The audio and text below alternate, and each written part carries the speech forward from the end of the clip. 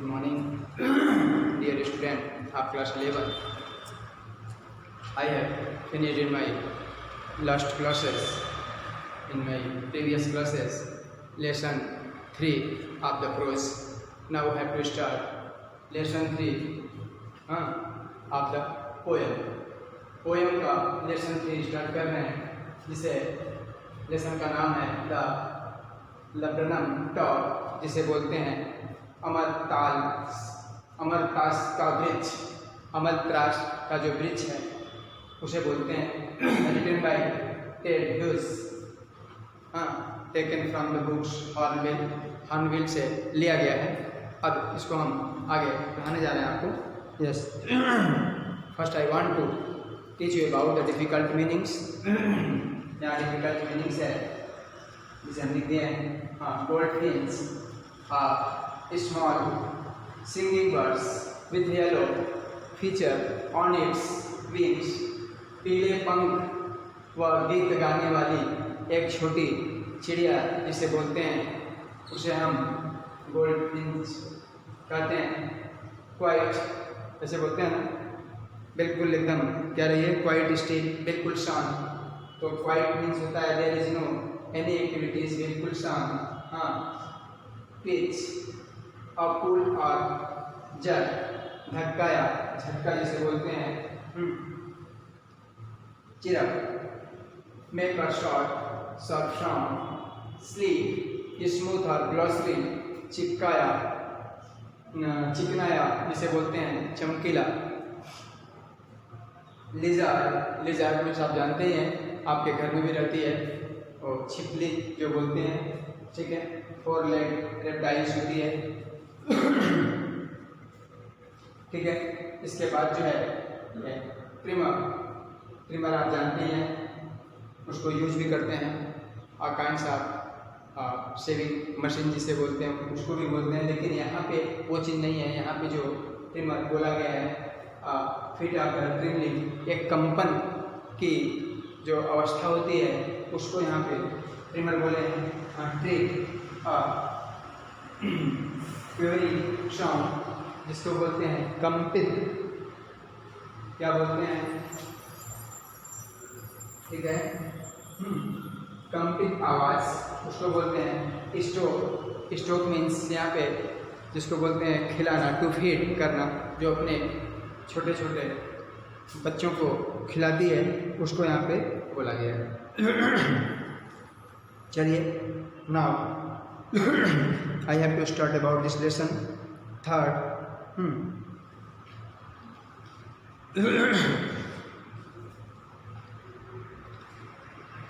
लब्रमियम taught,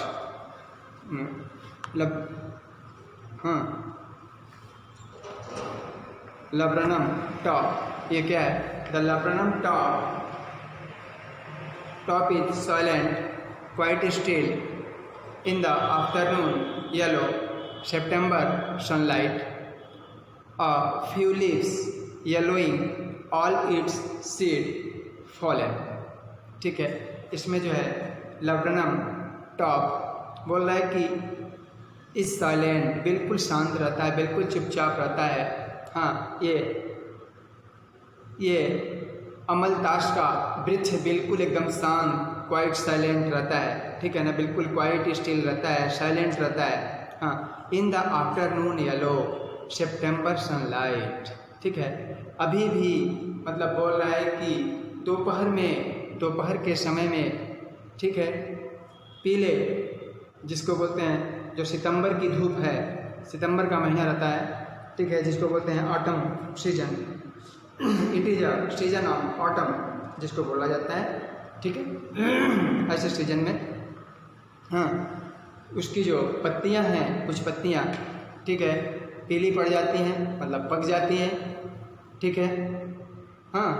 इसके सभी जो क्या बोलते हैं, a few leaves yellowing, a few leaves yellowing मतलब उसके कुछ पत्ते पीले पड़ जाते हैं। ऑल इट्स सीड फॉलन, और इसके सभी बीज जो है, बीज सभी इसके जो बीज होते हैं गिर जाते हैं, ठीक है। It is the explanation of the first paragraph. ये फर्स्ट पैराग्राफ का एक्सप्लेनेशन था। अब इसके बाद हम स्टार्ट करते हैं सेकंड में दिया है till the goldfinch comes with a twitching chirp a suddenness a startlement at a branch in. क्या बोल रहा है? Then sleek as a lizard and alert and abrupt. क्या बोलता है इसमें ये कहना चाहता है कि गोल्ड फिंच जो है जब तक आती है, हाँ, एक चकोरी, हाँ, चिरप के साथ। चकोरी मतलब जैसे चिड़िया की जो एक आवाज़ होती है ना, चिड़िया कैसे आवाज़ करती है जब वो अपने बच्चों के पास पहुंचती है, हाँ, फुल एक्साइटमेंट होके पहुंचती है, फिर वो किस टाइप का कैसे करती है, उसकी जो उस टाइम का जो टर्म्स और कंडीशंस होता है उसके बारे में बोल रहा है। Then sleek as a lizard. कैसा?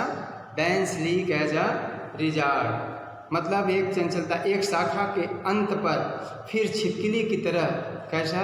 चिकना और चौकन्ना। ऐसा रहती है बिल्कुल। कैसा रहती है? बिल्कुल छिपकली जैसे चिकना रहती है और चौकन्ना रहती है, और बिल्कुल कैसी रहती है? आकस्मिक रहती है। कैसा रहती है? आकस्मिक रहती है। She इंटर्स the thickness and a machine start up. और फिर क्या करती है?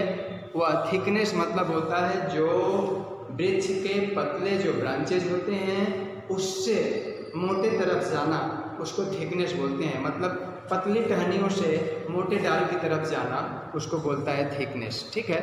क्या बोल रहा है कि यहाँ पे पोएट कहना चाह रहा है she enters the thickness and the machine start up. Machine मतलब ये होता है कि जैसे ही वह एक मोटाई के प्रवेश पे करती है और एक मशीन शुरू होती है। कैसी शुरू होती है?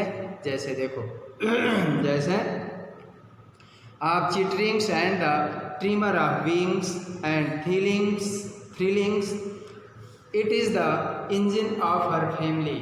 ये क्या है? ये जो थ्रिलिंग्स है, the whole tree trembles and thrills, हाँ, it is the engine of her family. और यहाँ पे क्या बोलती है? और यहाँ पे ये बोलता है कि पंखों की कंपन होता है और कंपन शुरू होता है, पूरा पेड़ कांपता है और रोमांचित होता है। हाँ, वह क्या है? वो जो पेड़ है, कौन सा पेड़? ये जे लम्बरनम जो पेड़ है, अमलतास का जो पेड़ है, वो उसके परिवार का एक क्या है? इंजन है। ठीक है, यह उसके परिवार का एक क्या है? इंजन है। सी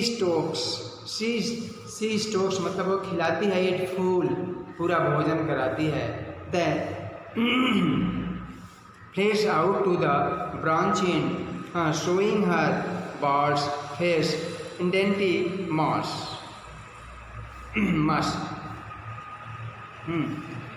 आइडेंटिटी मास। ये क्या होता है?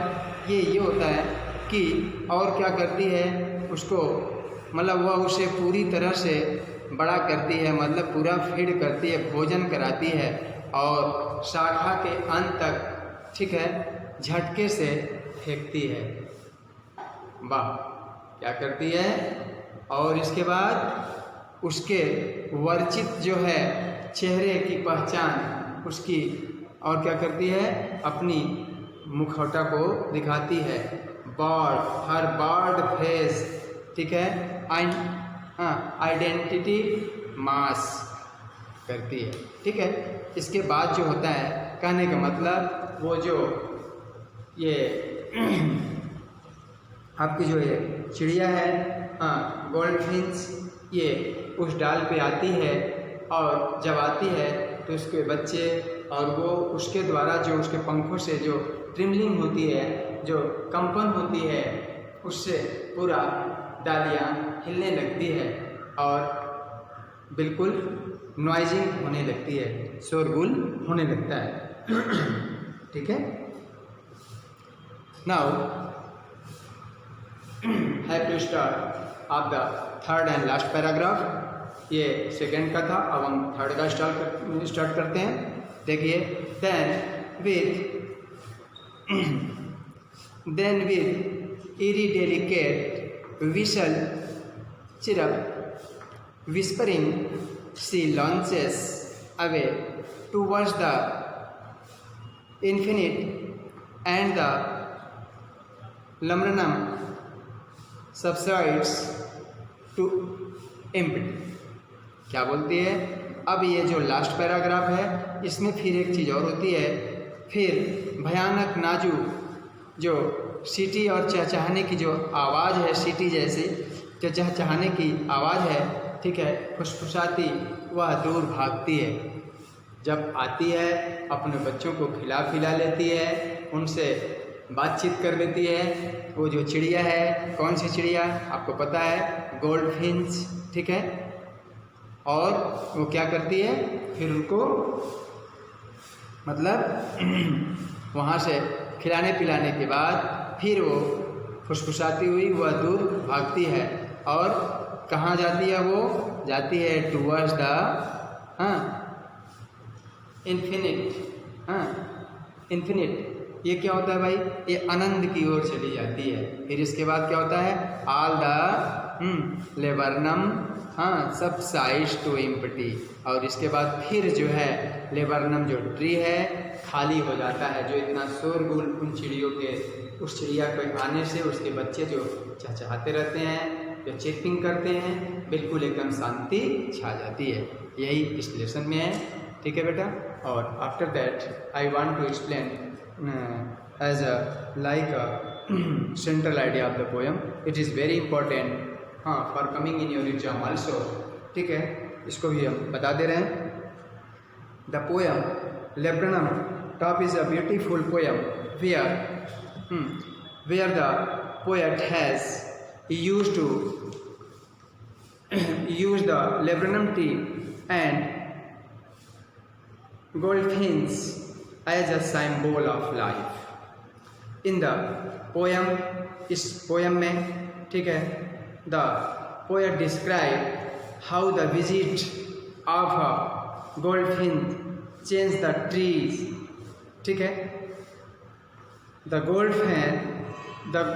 goldfinch transforms the tree and makes it alive as the